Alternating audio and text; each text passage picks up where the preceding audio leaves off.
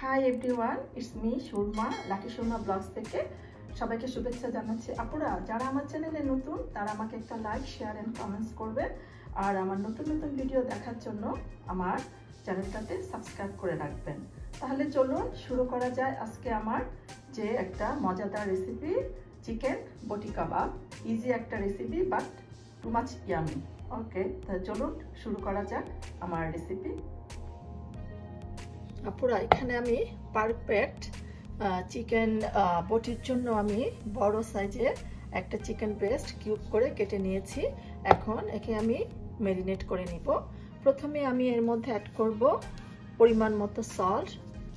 আমি এগুলোকে কিউব করে বড় বড় করে কিউব করে কেটে নিয়েছি। সাথে দিব এখানে মরিচের গুঁড়া 1 টিস্পুন অ্যান্ড ধনের গুঁড়া 1 টিস্পুন আমি দিয়ে দিচ্ছি।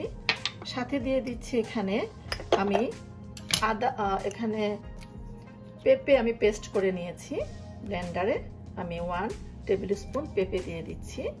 সাথে দিয়ে দিব এখানে আদা, রসুন, পেঁয়াজ আর পপি সিডস আমি একই সাথে ব্লেন্ড করে নিয়েছি। এখানে আমি 1.5 টিস্পুন আমি দিয়ে দিচ্ছি। সাথে এখানে আমি দিয়ে দিব চিলি ফ্লেক্স। আপনার ইচ্ছা করলে এটাকে স্কিপও করতে পারেন, কিন্তু দিলে স্মেলটা ভালো আসে। তারপর সাথে দিয়ে দিব আমি এখানে প্লেন ইয়োগার্ট 1 টেবিল স্পুন, এখানে প্লেন ইয়োগার্ট দিয়ে দিচ্ছি। সাথে এখানে আমি দিয়ে দিব এখানে অনিয়ন ফ্রাই।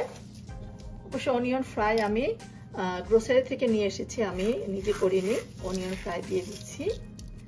সাথে এখানে আমি অ্যাড করব বেসন। আমি এখানে 1 টেবিল স্পুন বেসন নিয়েছি। সাথে অ্যাড করব এখানে গরম মশলা 1 টিস্পুন। সাথে এখন লাস্ট যে স্টেপ আমি এখন ইউজ করব অয়েল। এটা হচ্ছে এক্সট্রা ভার্জিন অলিভ অয়েল। আপনারা যে কোনো ব্র্যান্ডের অয়েল ইউজ করতে পারেন।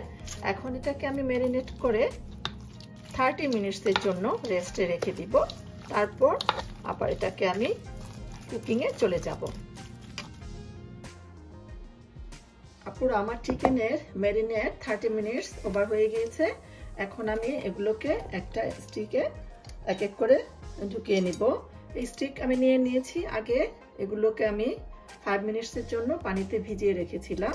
এখন আমি এক এক করে এর মধ্যে ঢুকিয়ে নিচ্ছি। তারপর এটাকে আমি বেক করব।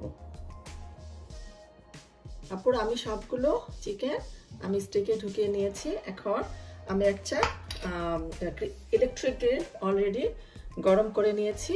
এখন এর মধ্যে আমি অয়েল, কুকিং অয়েল স্প্রে করে দিচ্ছি। এখানে আমি কুকিং অয়েল স্প্রে করে দিচ্ছি। আপনারা এমনি অয়েল দিয়েও ব্রাশ করে নিতে পারেন।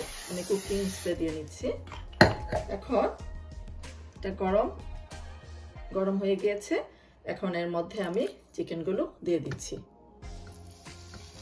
এক এক করে চিকেন দিয়ে দিচ্ছি। এটা খুবই মজার বটি কাবাব। এখন এটা আমি কিছুক্ষণের জন্য এটাকে আমি কুক হতে দিব, তারপর উল্টিয়ে দিব। তারপর এটা এক পাশ হয়ে গিয়েছে, আমি এটাকে এখন উল্টে দিচ্ছি। খুবই ইজি একটা রেসিপি, আপনারা ফটফট করে ফেলতে পারেন। জাস্ট একটু ম্যারিনেট করে রেখে দিলেই হবে। এক পাশ হয়ে গিয়েছে, আমি উল্টে দিয়েছি। আপনারা এই তো হয়ে গিয়েছে আমার চিকেন বটি কাবাব। ইয়ামি, সফট, খুবই সফট হয়েছে। আমি এখন এটাকে সার্ভিং প্লেটে তুলে নেব।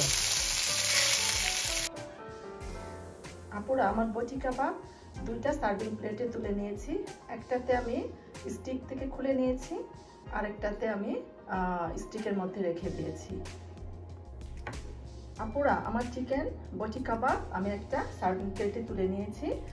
এটা খুবই মজাদার একটা রেসিপি। আশা করি আমার এই রেসিপিটা আপনাদের ভালো লেগেছে। ভালো লেগে থাকলে আমার লাকি সুরমা ব্লগসে একটা সাবস্ক্রাইব করে রাখবেন, যাতে নতুন নতুন ভিডিওগুলো সহজেই পেয়ে যান। তাহলে আজকে এখানেই শেষ করব। পরে কোনো একটা ভিডিওতে আবারও দেখা হবে। সে পর্যন্ত ভালো থাকবেন। Thanks for watching. আল্লাহ হাফেজ।